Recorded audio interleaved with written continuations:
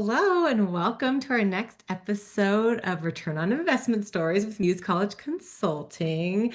Hi, Courtney. I'm so excited to have you here. How are I'm you? so excited to be here. I'm happy. I feel ready to discuss everything and anything. I'm happy. We're Yay. doing this. Yeah, we're doing this. I'm just so thrilled to have you here as a guest on this show. So let's start off by actually having you introduce yourself. Tell everybody that's watching how we know each other. Yes. Okay. So I'm Courtney Marie Tucker. I am me. Like I don't know. Let me tell you. Okay. As an actor, I who's not acting and auditioning anymore, like I don't know how to introduce myself anymore. Like slating out the window. But I'm Courtney Marie Tucker. I am an actor, artist, just overall creative, digital nomad. And we met when I was pursuing my MFA in 2017 from the theater school, and I graduated 2020. Amazing. Yes, Mhm. it feels like so long ago now that we first met, and also the blink of an eye since we first met. So, Yeah. yeah, so in this moment, I'm just appreciating that we're still in each other's lives and that you were willing to join us to talk about your journey and continue in the goal to just share why pursuing the performing arts is really a valuable return on investment and to really showcase all the different directions that your life can lead you in with this degree and these experiences. And so yeah, so let's jump in. So we met when you were in grad school, but I want to know the whole story of Courtney Marie Tucker. So let's start and talk to everybody about, where did you start in undergrad and what made you decide to pursue the degree or degrees that you did when you were an undergraduate student? Yes. Okay. So this is what I wasn't sure you knew, but I tried to get into the BFA program at the theater school. Oh, okay. So that would have been 2012, right? Mhm. Um, was when I graduated and would have been entering into my first year of undergrad. And so I auditioned at the theater school. I came in person to Chicago and got to like do the audition and everything. Went, I think, like close, and then it was like, sorry, rejection. Oh, So that was like, I think, the start for me of figuring out like, okay, so what am I gonna do since I was really focused on the theater school. Like I had, I think, all my eggs in that basket for sure. So then went back to the drawing board with the help of like my mom, who I always, especially back then, like would have so much help from when it came to figuring out like, okay, well, how am I gonna move forward? Because I was pretty discouraged to be honest, and I hadn't really saw myself going anywhere else. But then I just thought, you know what? I can stay in state. Like I can benefit as just like a college student period, not just like someone pursuing acting or wanting to grow. Where should I go to school? And yeah, I benefited from being able to stay in state, get in-state tuition as well as scholarships. So I ended up going to the University of Tennessee at Chattanooga, which for me was like the best school for me.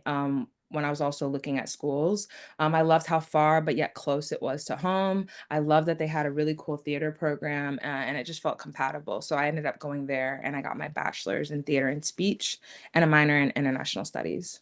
that's amazing. Yeah. And in this series, you're the first person we've talked to that did not pursue a BFA in theater acting or one of the other theater areas. So it's really exciting to talk to you about that and to just even Yeah. hear that, how not getting into one program ended up having you pivot into another opportunity, which is really exciting and something that we Yeah. just want to show students that there's never one direct path. And sometimes things have to go a different direction for what you're expecting to lead you back to the path you were intended to be on. 1,000,000%. Reflecting back on it, even once I got there, like freshman year, it dawned on me. I was like, yeah, things definitely happen for a reason, which something it was something I believed like long before that moment. But it's like seeing it happen, throughout your life. And I thought I said, yeah, if I had gone to Chicago, me 18, me, knowing myself, I'm like, yeah, this is where I'm supposed to go. I was like, this is gonna be a great place to like grow and learn. And I won't be overwhelmed or distracted as easily as I'm sure I would have been as a young 18-year-old in the city. So, yeah, we're all different kinds of people and we have different paths. And it's like what you think might be best for you, it actually can look a different kind of way. So, but it doesn't have to discourage you from your goals. Yeah. Yeah, The absolutely. how. Right, exactly. And so curious, doing a BA in theater, talk a little bit more about what your degree offered. Yeah, like what my experience was in the Mhm, pursuit of getting that. Yeah, so it's an awesome program. What I loved about it was how well-rounded it was. It wasn't as an actor, right? mhm, It was in theater, period. So I actually worked and studied on all aspects of theater mhm, as a whole. So I got mhm, to direct something that otherwise I don't know I would have like cared for or saw that I had permission to enter into. Like, mhm, I was a director, for a certain period of time and, like, took t by taking a class and actually directing a piece, et cetera. mhm, Like, I got to do, uh, what did they call it? Basically stage. One of our requirements throughout the whole degree was that you had to have certain number of hours, and I'm forgetting the name of the class or the credit, but it basically was working on shows by being backstage, whether that mhm, be building stuff for the show or actually when a show is in production, you're not a performer, like you're actually, working backstage. So I got to experience that part as well, which never before in my life, and I've been acting and doing theater since I was in elementary school, mhm, being part of productions, I never saw that like a production from that perspective. mhm, So, um, basically, I think learning about theater in its totality, I worked on sound, ran soundboard for show, I did lighting. I think what it did for me was not only give me a lot of confidence on like the total production of what it takes mhm, to produce something. And I had a great respect for it and for the people. So I just mhm, really understood like from everything after that. I was like, I know what you're going through and I have empathy and understanding and I can relate to you and I can help you help me help you. Like mhm, that was my mentality coming out of that program and being in it was like with costume, like by working in that and doing people's laundry for the show, like mhm. I knew like where I wanted to keep my clothes when I took them off as an actor. Like I Yeah. was like, I want to leave this here because I know they're gonna come in and do laundry.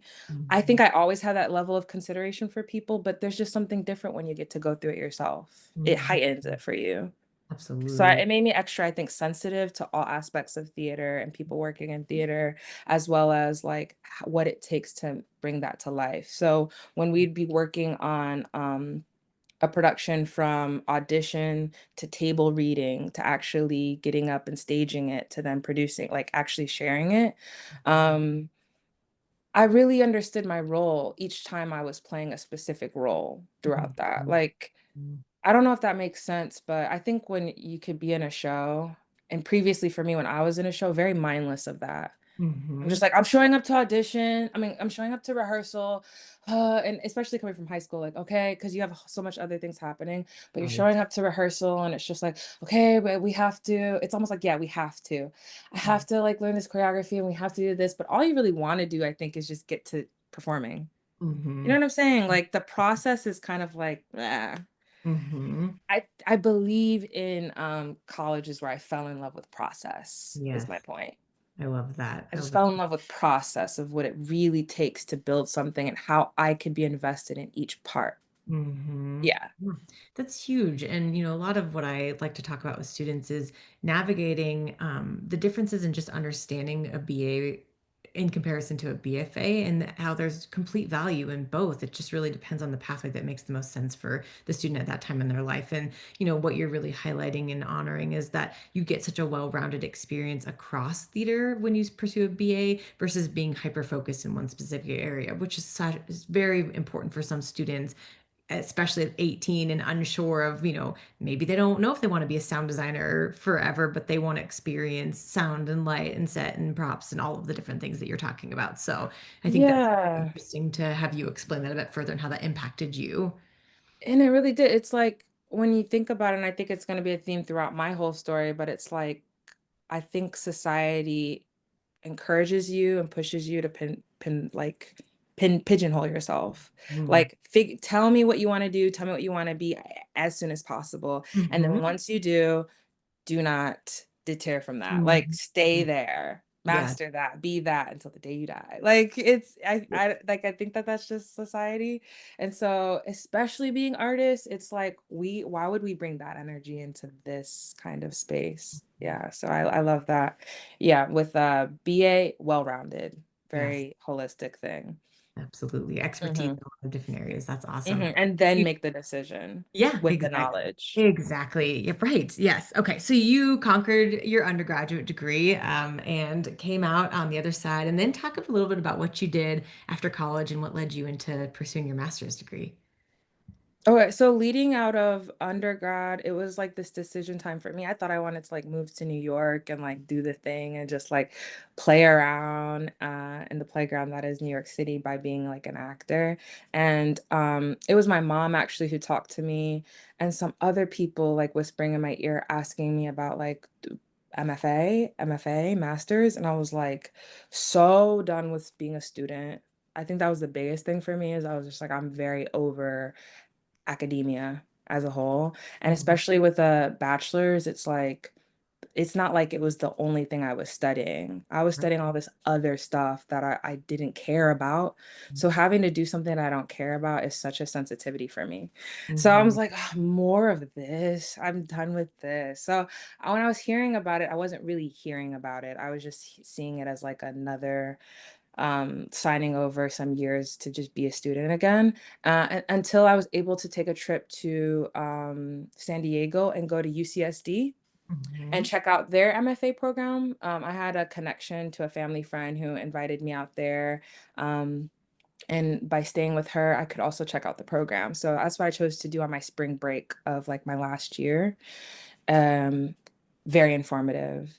I felt Mhm. like it brought me a lot of clarity on like, okay, like this is like, and it can get like better. It doesn't have to, there's like a place between Mhm. professional and where I've been now, like, and different programs exist. Oh, and in different places. So it kind of opened up this world of MFA for me. Whereas Mhm. I had been making assumptions. And so then I actually got to see what it could look like.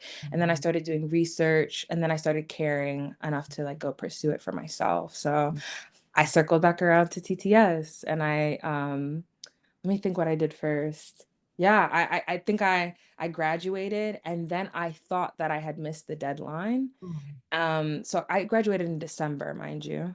So I'm Yeah. thinking, oh yeah, like I'm gonna have to, I want to go, I want to do this, mom, but like I'm gonna have to wait. And she goes like, well, when's the cutoff? And I was like,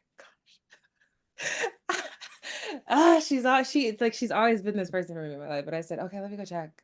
And I hadn't missed it. Yeah. Yeah. And so it pushed me literally December, it pushed me to apply. And so I did. And that's like, I was kind of irritated with that because I had a vision. I was like, "Oh, I'm gonna take this time off. Again, I get to like not be so serious." I really wanted that break. But then when I got challenged with the option or the opportunity to apply, it was like, oh no, like I'm not letting that go. But I Mhm. getting to like play ignorant was like something I really wanted to do. Yeah. So fair. Right. And if my memory serves me, that was a very quick turnaround for you to have to throw in that Yes. application. It I'm was like, not like, dang. I'll take my time for a couple months. No, you had to Oh jump my fast on that. gosh, it's like it's like could a girl get a like little balance in her life? So, No? but that's again like that's like that's the dichotomy. It's like I definitely um want to relax, but once I feel a kind of like target and I care, like there's nothing I won't go for. It's kind of Mhm. hard for me to feel that. Right? So that's the like, "I wanna relax, I don't really do" but when I have that, I'm so all in, Yeah. I'm a big pursuer for stuff, so that was why I was like, "Oh, I have nothing to pursue because I don't know," and when she asked me, I was like, "Oh, shoot, I still have the opportunity, okay, I'm gonna seize the opportunity," so yeah, I wrote my letter of intent, I applied, I then was invited out for the in-person audition, which is held in January, if I'm not mistaken? Yeah, the January through February? February. So yeah, those very cold winter months in Chicago. Yes. Yes, and which also coincided when I went, with the fair, like, there was an overall theater fair Mhm. happening as well, so then it opened up this box for me to also apply to all those other places that I was seeing in the fair, so I sent letters to them, too, so it ramped everything up, I was back in, like, pursue mode, so that was my process transitioning from undergrad into grad school, was that winter of 2016 into 2017. Yeah, amazing. And so then you had some graduate school offers and ended up deciding to attend the theater school at DePaul University. Fortunately for me, because that's how we got to know each other. So Yes. yes, yes. What I was it believe like? Yeah. I was just saying, I believe that was my first time meeting you was in Mm. that process, like, I met you when I visited. Um, I have to say it was such an easy decision to make because of the experience I had in the audition process. Oh. Out of everyone I auditioned with, I was like, "There's something so unique and different about how this went," and I'm Mm. like, "I feel like that's gonna speak to my overall experience over the next 3 years," and so it was such a easy and then thinking back to, I had wanted to be there anyways, Yeah. so it for me felt very like, "This is obvious," you know? Yes, I love that. You were getting the sign you needed, right, from the world. Like, this time around, it's your turn, and it felt good, and yes, that's so amazing that that happened. Mhm. Then you started, and so what was grad school like? So a lot of the people that are gonna be watching this are gonna probably be preparing to apply for undergrad, programs, but there may be some people thinking about grad school as well. So talk about grad school and what that experience was like. Did it, meet what you were expecting? Was it different, and how? And just yeah, just sort of talk us through that a little bit. So that was 2017 itself, so I got in that fall. I think my first part of transitioning was moving and just being a person who's having to like move up there, having to figure out all the like adulty parts of what it takes to, pay for school, find the apartment, have my life, find the balance. Where do I like, especially, yeah, where do I want to live? How am I going to get to school? It was like I was thinking about all those things all that summer. And then school hits and I'm meeting my cohort. Mm, And that's, I think, where it started for me, this thing that I hadn't really ever experienced before, which is like this comparison monster, this like, I'm not supposed to be here. I mhm, felt like an imposter, like that first part of school for sure. mm, It just felt so excellent and so exciting. And it wasn't just my cohort, it was the entire school. mm. Like I had just never been somewhere like that. And Right. I guess the perfect word is like I found it kind of intimidating. Sure. Yeah. Not before, but it was Yeah. like once I was in it. Yes. Yeah. Yeah. So to be real, like, yeah, that happened to me. Mhm. And I'd say that the other things that went along with that was also such deep excitement and appreciation though and reverence for like the classes I was taking. We had yoga, we had Rob Adler, who I had actually met through auditioning for his program when he was back in LA. Like there was some connection there, and I really loved taking his improv class. And like there were just so many things to be excited about. But yeah, like underneath the surface, I was so nervous about like, what is this thing? What is this special MFA program that I found myself in? So that first year, coupled with it being about like the taking off and really looking at yourself, it just felt a lot of yuckiness that first year.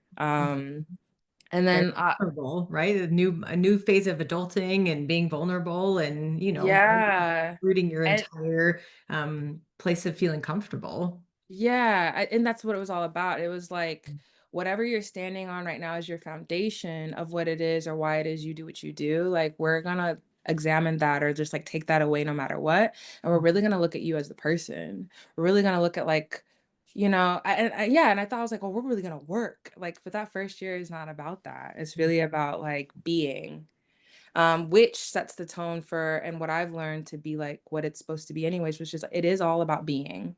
Mhm, So yeah, like the background that we learn from and everything we get to walk away with comes from taste testing different things as well. So that's what we got to do. There was no right, there was no wrong. There just was. And we were kept out of a lot of stuff. Like we didn't know, you know what I mean? Of like we weren't able to be controlling of our so all those things I think put the student in a place of just like, you're gonna have to trust. mhm, You're mhm, just gonna have to trust because like you don't have anything to stand on. mhm, So trust and just having faith and being present is a huge thing. I think that you realize from that first year. But mhm, it's like I think the year of like strong complaining coming mhm, from I think the students because that's what's being taken from them is like and it's for a reason, but it's like that's what you're used to. That's what gives you that comfort. So I experienced that first year. And the second year was just like I think I just came in with a certain knowing and I carried it. I like completely it was a complete 180 to first year. Mhm. Because of the stuff I was able to learn about myself. I was like, I'm just gonna cling to that. Whereas first year, I think I was coming with like, I'm gonna learn the ropes and then I'm gonna like do the thing that's right. Mhm. I'm gonna be good. I'm gonna be a good student. Like, those are all the things. That's my background. That's where I come from. Even being a performer, like performative, like entertain, make it about the thing. But it was so Mhm. much about looking within. So coming into second year, I'm like, oh, okay, so I've looked within. Like, one, I like what I see, and I love, like, I'm just gonna work with this. And I was very, like, I think, unapologetic about it. I was the only Black person in my class, and that experience for me was like extremely intense first year. And I think coming into second year, I was like, and I'm owning that that's like a thing that's happening with me. So I came into like I think the dynamic with my cohort changed a bit where it was just like, I'm not hiding that or protecting that from them. Mhm. Mhm. So I think I don't know, like, if you would I don't know that it like, I think back then if you might have asked them about it, because I think we would talk quite a lot through a lot of stuff, I think that they noticed a change in Mm. me. For Interesting. sure. If you Yeah. yeah, there was a big shift there where I just was like, I don't care. Like, Mhm. I don't care about the Yeah. external stuff. Right. Whereas someone before I was very much invested and I was able to observe and, because that's all a form of protection. That's all a form of, how you can, that's self preservation. And so you Right. observe your environment, you figure out, okay, what's right, what's wrong. I'm going to do the right thing. I'm going to be a good, like, student. And I'm especially being like the Black girl here, like, I'm going to be like, the best like I could be and show up and I have a lot to prove and this, that. Second, I let all that go. Like I was really able to understand like you're just you, be you, Yeah. own you, come into the room fully, leave nothing at the door. Mhm. So was anyone telling me that? No. Mhm. But was that Interesting. what I learned through the process? Absolutely. So I think that everyone's gonna have something to learn is my point.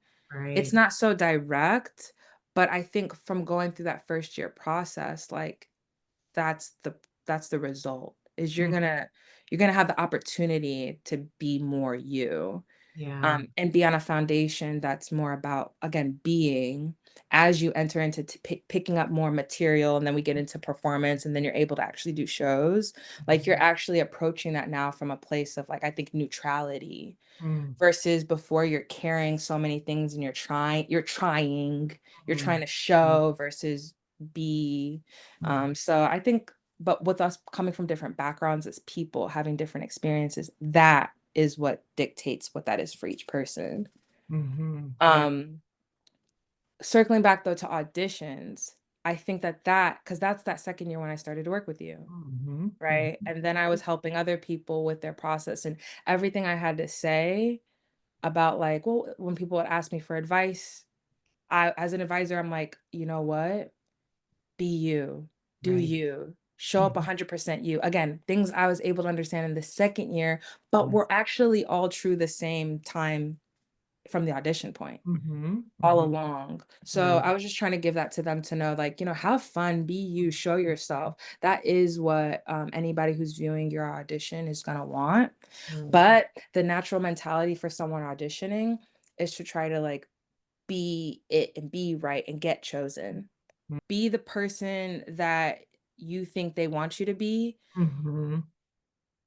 Funny enough is you. Like, and that's why I was like, luckily you're at a program and you're in a space and a place where the mentality is they're actually wanting that person that they want you to be is you. So we Right. circle back around and around in a circle of be you is the point. Mhm. But to say that be the person that you think they want you to be, the problem with that is when they want you to be different from you. So that's why it Mhm. should never be a pursuit of yours anyways, because you never know where people are coming from or what Mm. they want from you. So be you. You can never lose from being authentically yourself. You can Mhm. never lose from staying true to yourself, right? And not shape shifting every single time you enter a room or Right. be filling up your brain and heart space with trying to abandon yourself. Like you're doing yourself a disservice, right? Versus every single time you do yourself a service, you're being authentic, you just wanna Mhm. play, it's a byproduct that Mm. people who are for you will like you. But Yeah. either way, you look at the positive experience you're still able to maintain regardless. So I Mhm. think that that's the biggest thing, like, I learned from those first 2 years, and all the way through from being the perspective of the applicant and then someone who's helping applicants was like, if only you understood, like, it's not what you think it is, like, Right. do less, Yes. like, Yes. Do show less. up, like, do way less. And Yes. the questions they'd have, my job was always just to be like, trust your gut. Like, even the way you're forming your question showcases that your intention is not in the right place. Like, Mhm. go back to your original intention. You love this. You Right. really want to get in this program because you love doing this. Mhm. So your audition should reflect that you love doing this. Yes, exactly. And I love, um, I think in these interviews and conversations, people keep saying that. And it's so important because, it's hard to explain that, especially when students are Yeah. standing in front of an application process or in front of an audition and feeling nervous and worried and trying to figure out again what the other side is expecting. And if everybody can just listen to that one piece of advice that keeps is given over and over again of just to be It's your funny. authentic self, have fun and enjoy the process, I think it would change the experience for everybody. Yeah, it is easier said than done. Like, it is, Mhm, it's something that, again, for me, I had to learn through going through my first year enough to be able to make mhm, those statements to other people, right? So it's not just like a switch you get to turn on and off, but you're hoping that when you can at least share that truth with somebody, that they can go like, okay, well, I mean, like they're saying this, hopefully, like they'll deep that because right, I think one thing that's kind of hard is that it's not said though. It's mhm, not really like full out said from everybody every time you stand in front of somebody. They're like, "Okay, we want you to have like it," you know?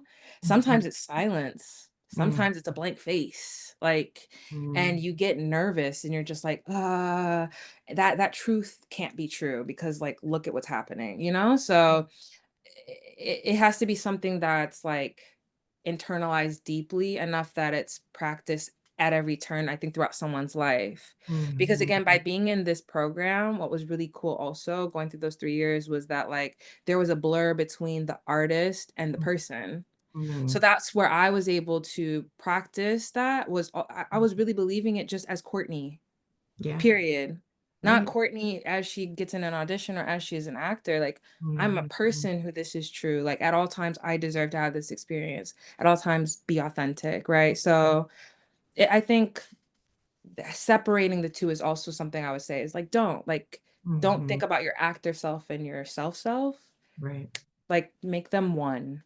yeah, yeah, So that's then you practice what you're trying to say for when you show up at an audition right. every day. Yeah. Oh, I Yeah, love that. Yeah, so I mean, really, again, one of the themes that's coming out of what we're talking about is just again learning to be your authentic self, being yeah, comfortable with who you are, and just again that willingness to be vulnerable and continue to grow along the way. And those are all huge components of training that you receive that you don't even realize you're going to get. Right? I think it's so hard to understand. Like, what's going to happen when I study to become an actor or get a master's degree in acting? Like, I mean, this is what happens that you can't even explain until you're going through it and come out the you're other. right. Yeah. And I think that that's what I'm when I said it earlier, like, no one's telling you anything because that's so analytical, that's logical, but Mhm, we're getting to experience all the things people can't put into words, and you're really feeling it in your body, and you're right. really learning it, right, where words fail. Mm, And, like, the other last part I'd say about this is, like, I think, like, really let go of being pretty and perfect. mm, yes. That's Yes. not a thing in the first place, but I think that's also something that goes hand in hand with trying to show up as your best self is like best is perfect and pretty and good. And it's Mhm, like best is actually authentic. And when you break that down, it's like that's also ugliness. That's also like mhm, sadness and things that like people would maybe correct you out of in your day-to-day life to say, like, don't be like that. As mhm, an actor, you're meant to color the whole human mhm, experience. So continuing to like, I think have positive thoughts and connotations towards just like the other side of the human experience is good too. You know, like showing up fully and wholly and what that looks like, I think will also break down barriers for how it's like, oh, I won't go there because like maybe I'll ugly cry or like let me not go there. Like let it flow, mhm. be fully you. And that means like sometimes things get messy. It's not always pretty, perfect, and all put together and poised. So Oh my those are gosh. all P's. Yeah, no, but it's Let your go of all poetic the listen, it's your poetic words of wisdom. Let's go with that. Like, so for people who are watching, like, it's just beautiful that the you're alliteration sharing of it this, all. and I hope people are paying attention because it's so powerful what you're saying, and I don't even know if you realize the impact in the words that you're sharing, but Oh, I'm happy to do they're it. Like, meaningful. they're also reminders to myself, like whenever I'm talking about it, and it's just so true, honestly. Like, be also, like this goes to everything we're saying. That it can continue, but I'll stop here. It's like also be willing to disappoint. Like, because Mm, if you're already so willing to please and be good for people, like be willing when you come from something to be like, oh, that like they didn't like that, they didn't like me. I think that's also something I used to hear a lot when I, mm, especially when I hear the BFAs auditioning, like, mm, and they like you, you're wanting to be liked so bad. mm. And I think that's like, again, taking up your brain space. So be willing to be disliked. Like, be Mhm. willing to be like not somebody's cup of tea, because Right. then you'll show up fully as you. And then you'll give the person the opportunity to like you as you Yes. know, Yes. as you are. Right? Right, that's exactly it, and I joke about this sometimes, but it's like, I am who I am, and if you don't like it, that's not my problem, right? I if as long as I'm being true to myself and trying to be a good human and live to my values and, the space that I wanna take up in the world, like, I wanna be authentically me, and not everybody may be in line with that, and that's okay.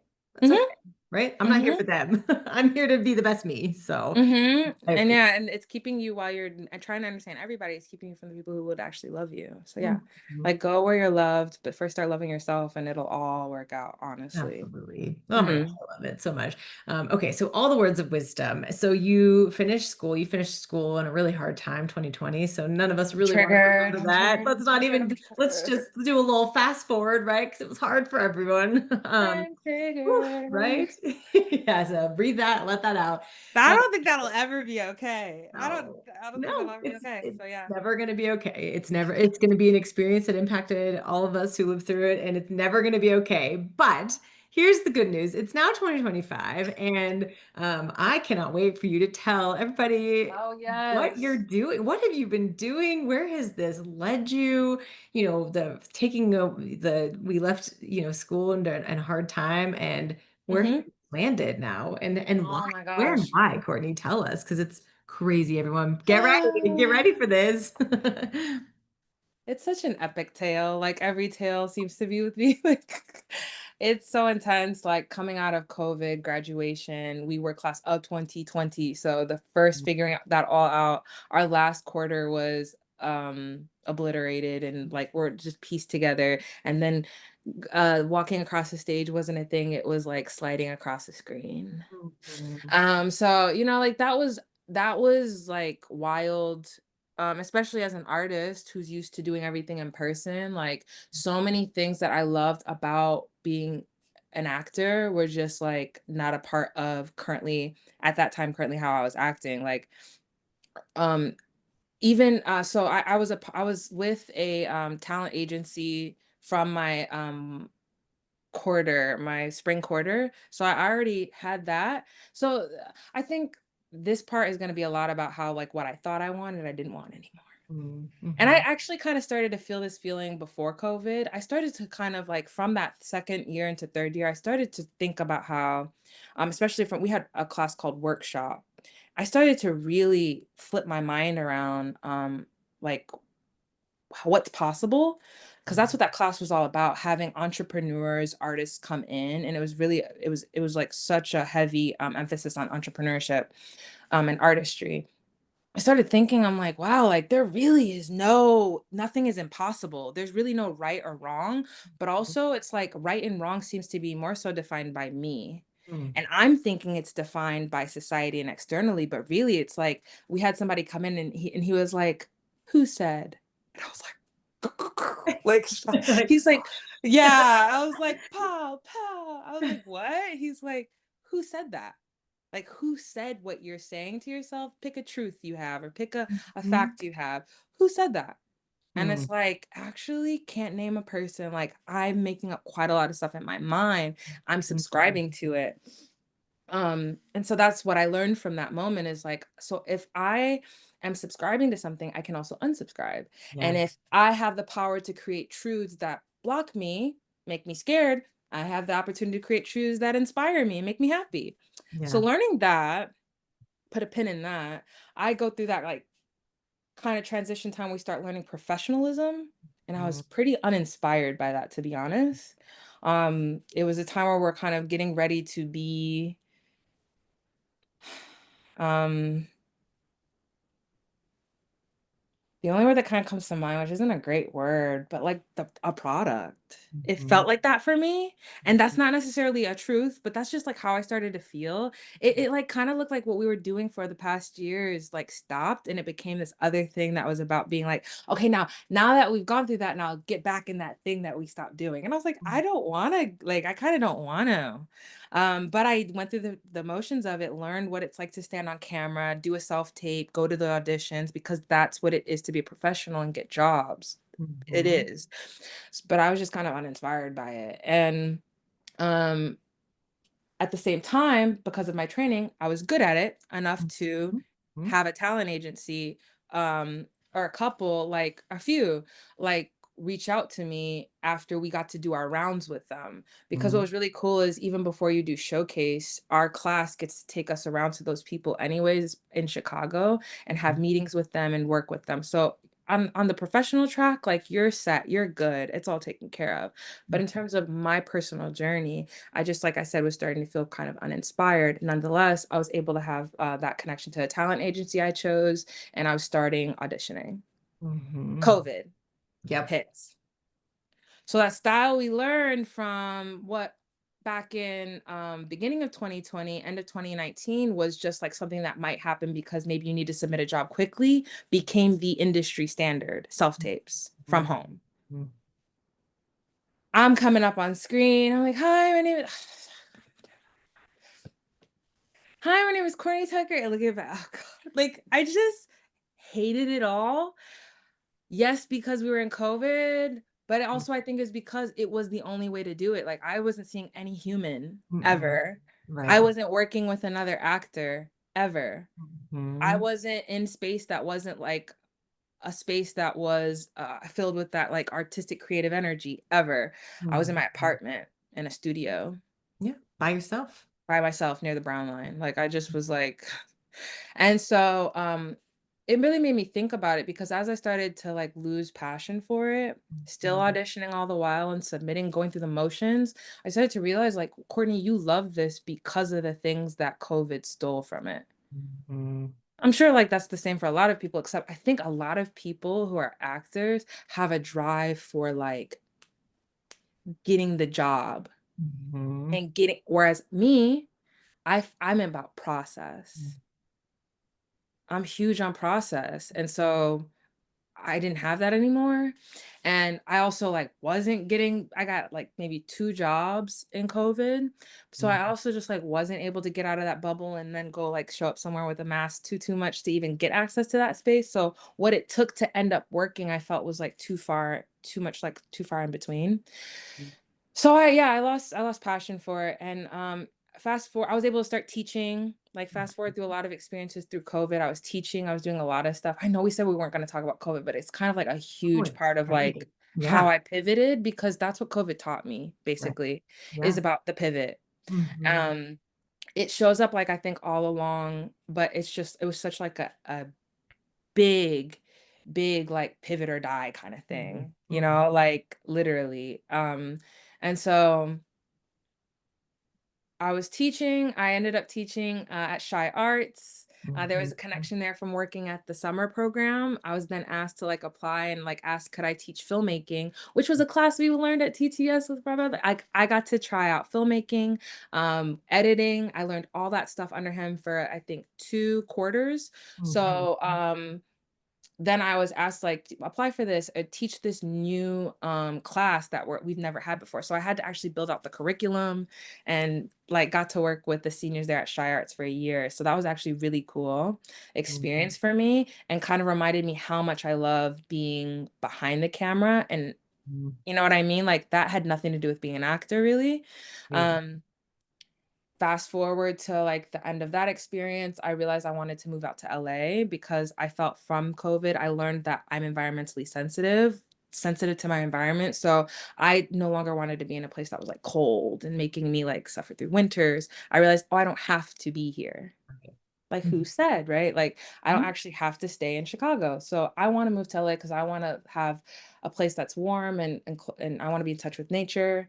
Let's do it. There's also a great community out there, Mhm. of former, of TTS alum.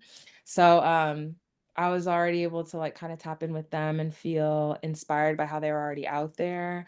Um and yeah, so I moved out there and I was there for like a year and a half or so before oh, and moving out there, I left my agency and I realized like, okay, this is kind of actually an opportunity to like Mhm. not do anything related to being an actor. Like I'm going to a new place. I have no connections, and I could do the thing where it's like, we do this, like we go get the agent, we go try to find a manager, we at least audition every time, checking backstage, like submitting. Mhm. My habit had me kind of doing a bit of that, but I already told myself, I was like, Courtney, this is gonna be your first ever opportunity to just be yourself. Like Mhm. you're not a student and you're Right. not a actor or you're just you. And Mhm. so I like got a job working at a restaurant. I like was going around doing all the things that I loved in my free time and finding communities that related to like the hobbies I enjoyed. I Mhm. was becoming, I think, alive again just from the personal perspective. Um, and then I got inspired to kind of come back in touch with my artistry in a more intentional way. And I thought about how I was working at this restaurant, and I was like, this restaurant is cool and all, like, and I'm really good at this, but this has nothing to do with me. Like, I felt very much like replaceable. Mhm. And in my mind, I started to think about that. I was like, Courtney, you're not doing anything that's your thing. You're literally working for somebody and giving your all. You show up here 110% as a host Mhm. and you're doing their thing. What's your thing? Mhm. And so I had to like kind of face myself and think about how like, yeah, I was taking this break and it was intentional, but asking that question at that time, I was like, I was ready to really answer that and be like, well, you know what? I don't know, but I want to take the time to figure it out. So I like quit that job. Mhm. And I went through such a tough time of having nothing, having stillness, for real, for real. And what came out of that stillness was this idea of, you know what I should be doing is all the things I love. Like I Mhm. should create something that is reflection of me, and all the things that I love. And so that's how I created Wandering Romance. It like came out of multiple times of just having to like pivot. I don't like this, realizations of like, I don't actually want to be doing something to make me look at say like, okay, so what do you want to be doing? And so I got intentional about creating something that was mine. Yeah, which is Yeah. amazing and beautiful, and it was not easy, right? I mean, there's a lot of that's hard. It's really hard to push pause and be thoughtful about what do I want to do? How can I be true to my authentic self? Who am I in my authenticity? It's a lot. And this is also, again, back to COVID. This was coming out of COVID, right? You went from undergrad to grad school, finished grad school in COVID, and then had to try to figure out what it was like to be a very young professional after finishing school in a time where the job market was different than anybody could have ever imagined. Yeah.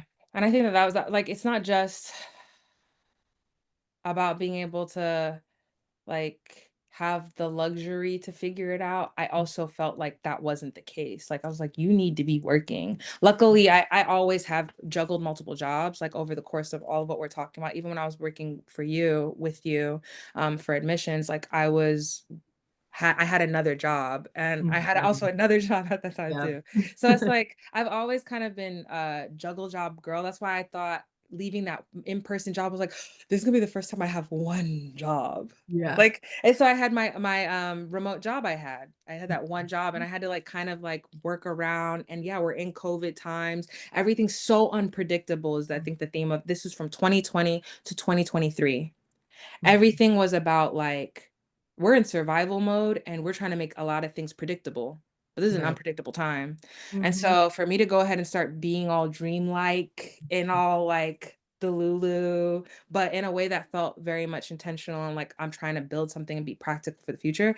It was built on, yeah, like, girl, you have to get out of that state though, because that's not actually what's like gonna give you life. Right. So yeah, that was 3 years of that. But it was necessary to go through that to get to, I think, birthing what I did, which was like my coolest kind of creation that gives me a lot of life on all fronts. Yeah. Yeah. Yeah, exactly. Okay, so what is Wandering Romance? Tell everybody. Yeah. Okay. So Wandering Romance actually started when I was at TTS. Yes. It Yes. started when I was at TTS. Like I had ideas of it then. That's what I'm saying. Like it wasn't so random that it was coming out of nowhere. And I think like everything that happened had me settle down and say, you have things inside of you right now that you are not addressing or giving life to. Mhm. So my YouTube channel is Wandering Romance, and I think at TTS, if I made that, I think it came from a time of me wanting to showcase how I am as a person, which is very just like I flow from thing to thing. I'm very flowy.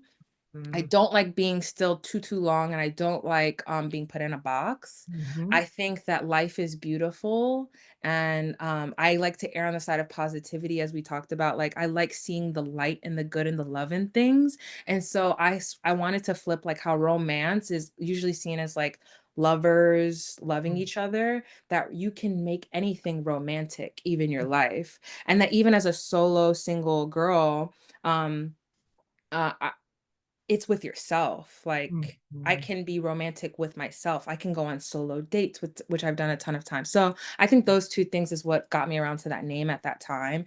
And then coming back around or come fast forward to 2023, when I looked at what I had for the channel and I just like committed to it, I was like, that exactly also speaks to what you wanna do with traveling and being places. I remembered how I loved that. Also what was probably making me sick in that 2020 to 2023 time was, like, "You haven't been anywhere. Like, we're not allowed to go anywhere. Right. You don't have that freedom." So, Mhm. I thought about, well, what gives me freedom outside of, my creativity is literally going places and meeting people and learning cultures and, figuring it out through the doing, being in process. So I pretty much created Wandering Romance to be a massive passion project. Something also I heard a lot, through being, in that industry, which was, your passion projects are few and far between. You're gonna Mhm. work a lot. Interesting. Mhm. As Mhm. an actor, you're just grit down, you're gonna get jobs that you don't like, but you got a Mhm. job, you Mhm. know? And Mhm. so I basically was like, again, going back to the pin moment, like I basically was holding on to truths that gave me life, that I loved, that I wanted to subscribe to, and I unsubscribed to truths that I don't agree with struggling artists. I don't Mhm. agree that I don't get to be passionate about the stuff that I put out, and I don't believe that I have to go get jobs if I don't Mhm. want to have the job, you Mhm. know? So, basically, this was a passion project putting everything in a box of all parts of myself. The Uh-huh. artist, the curious, sociologist and anthropologist that I am from the stuff I've studied in undergrad, learning about people, learning about the world, the linguist, speaking 3 languages that I do, but just always loving to be in a space where it's like, I don't know or understand, but communicating with people, maybe communications and interviewing people, journalism. Like I love being able to center other people and being able to do so from being behind the camera, the filmmaker. Mhm. But I also love being in front of the camera, being able to talk to people and present, the actor, the host. I Mhm. realized that I was a lot of things. Mhm. And even putting labels to it kind of still boxes it in, but it's enough to understand like I'm dynamic. And so I wanted to create a project that was dynamic and had no bounds. And that's Mhm. what Wandering Romance is and has been for me. I get to literally do all the things that I'm good at, so I don't have to wait around to get a job to be good at something. And I get to be bad at it and learn Yep. and be okay with that. Right. So it's just a superhuman project for me. Yeah, it's amazing. And what Courtney hasn't said yet is Wandering Romance, which everybody's going to now go and check out her YouTube channel and subscribe Yeah, and become part of please. Courtney's world and art, is that you're traveling all over the world to on this project. And so tell a little bit, just a little bit about that experience. Where are some of the places you've been? How many places have you traveled? Oh my gosh. What's a takeaway that you have from this experience? I feel like I'm too much at the start of this thing for me to like reflect on it. It's Yeah, kind of overwhelming. that's fair. Yeah, but I can try to be like as honest as possible. Um, like one thing about me is I don't do favorites. Hmm. Another thing about me is I don't like to compare like places and things. Like I feel like it steals from the joy you can find in like a place. Like why compare it? It's nothing. So I learned that from being a kid who moved around a lot as a kid. And I'm kind of mimicking that now, being a nomad, a digital nomad. I've been to now in my life, I think I'm up to like 19, 20 countries. And I think that means like I've done like 15 since 2023. Wow, 15, everyone. No, that can't be right. Can it be 15? I would have to sit down and do the separation, but it's somewhere Hmm. between like I think like maybe 11 to 15 since doing this project. Um yeah. And they're all different, and that's okay. Like so like I said, I don't do favorites. I love that they're all different places with different cultures, and comparing them is unnecessary. Like I love each place I've been. So I first started out in Germany, and I last was in Samoa. I've been to Europe.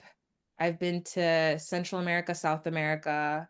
Um, and I was just in Southeast Asia, been to Oceania, which is at New Zealand, Pacific, the Samoa's in the Pacific. So I have other continents I want to get to, of course. That's the goal, is to just like again live and explore without bounds. Go where I feel like I'm meant to go. Do it for myself and just be true to myself and not try to like do it for the gram, do it for other people's. If they want to go somewhere, they can go somewhere. Like I'm trying to go, where I feel called to go at that moment. Um, but what I will say is like, yeah, like each place is just so special with their cultures. And I love how it's like, speaking of authenticity, there's nothing more authentic than just being, present in a space that you're in and learning the culture. One thing about like how I travel is very local. So I love to be anti-tourism, and I don't mean actually anti-tourism, but as I navigate a place, I love to like not think of myself as a tourist, even though technically, yes, I am, sadly. Uh, the Anthony Bourdain in me is like, you're not a tourist. I'm a traveler. Right. But that's just we use words. They're just the same thing. It's basically being able to see places from the perspective of the people who live there. Mm, Who better can you learn from than someone who like this is their home? So why mhm, would I go pay someone to like cater to me, or why would I go do activities that cater to me not being from there when I can just like I'm talking about walk down a street, see a random shop, go in the shop because I need water, chop it up with the owner. Then he tells me, "Where are you from?" Like, like I love that stuff because, like I mhm, told you, I love strangers. I love randomness, and randomness finds me as well. So that's a huge part of the channel, is just like being able to capture my life as it happens, because it happens like this. yeah. It's just that I don't know how to, and I'm a talker. So basically, I would be talking and telling my stories forever to explain like how it went, versus Mhm, like you can just see it. Imma shut up. Like mhm. I get to shut up and just like which is another thing as an artist I'm really enjoying, speaking less, Mhm, mhm, explaining less, mhm. you know? That's been really good for me. Yeah, It's just letting things be like shared as art, and then I don't have to talk about it. Like it is what it is. yeah. That's a really cool thing for me. Yeah, that's amazing. Yes. And so, as I said earlier, I mean, everyone needs to check out The Wandering Romance and just experience or walk alongside what Courtney's experiencing. And hopefully, it will inspire people to, again, consider like where your art can take you. Because the best thing Yes. about these conversations is that you just don't know. And it doesn't mean I mean, people just don't have to have it all figured out. You have to just sometimes trust that you will be led, or life will take you where you're meant to go, and the experiences that you should be having. And I think a big part of what I'm hearing, and the return on investment part of this, is that you get the chance again to learn about yourself, to build that confidence, to be open to experiences, to um, I guess learn how to be authentic and vulnerable, which is not always easy, but it's just such a huge part of Yeah. undergraduate and graduate experience and training, and what you can take away from that. So, Yeah, I think that the biggest thing I'd say, because I always speak so highly of TTS, for me, my experience was like, you get this bubble. It's very mhm, unrealistic, but you get it. And it's like if you milk it for all that you can, you'll learn that like you can transfer making that outside of the bubble. It's not gonna be there for you, waiting for you. That's a fact, and I think a lot of people talk about that, like this stark difference between TTS and real world working and professionalism.